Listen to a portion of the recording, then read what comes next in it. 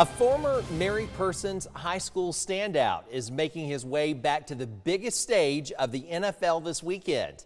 WGXA News reporter William Bazzone joins us live in the studio tonight with more. William. Greg, Malik Herring was a four-star defensive end out of high school, recruited by nearly 20 schools, and went on to have a successful career at the University of Georgia. He signed as an undrafted free agent with the Kansas City Chiefs 4 years ago, and though he's played a smaller role on the team, he's won 2 championships and has a chance to be a part of history this weekend with a Chiefs win. The crowds, the shiny rings, and the Vince Lombardi trophy, Monroe County is still home for Chiefs defensive end Malik Herring. Just ask Brian Nelson, his old high school head coach at Mary Persons. Every time they get a free moment, he's like back here at a game on Friday night or back in this weight room working out. So he hasn't ever forgotten where he's come from. As a kid growing up in Middle Georgia, Herring's cousin and current Monroe County Commissioner LaMarcus Davis coached him in both football and basketball, and he knew he was headed for bigger things.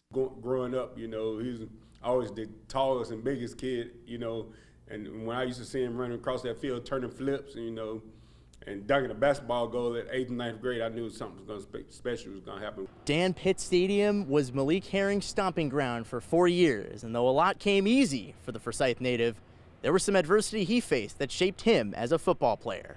Davis recalled the time Herring suffered his first major injury. Sophomore, junior year of high school basketball, he was playing basketball. We was at a Christmas tournament up at Union Grove High School in Henry County. And I was there and witnessing him tear his ACL then too.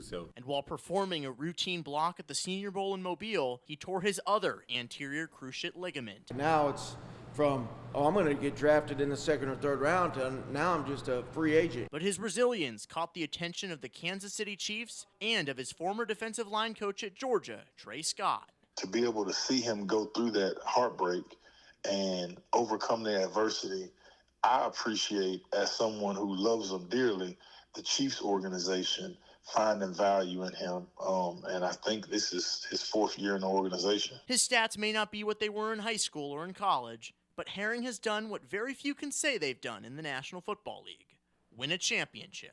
The Chiefs would be the first team to win 3 in a row with a win on Sunday, all of which he's been a part of. Malik Herring is 900 miles away in Kansas City, but a piece of him will always remain in Forsyth. That's really, at the end of the day, bigger than all the playing or the playmaking, is that, you know, he's grown into a very, very good young adult man, member of our society, and just real proud of him, man, and hoping he can go get number 3 this weekend.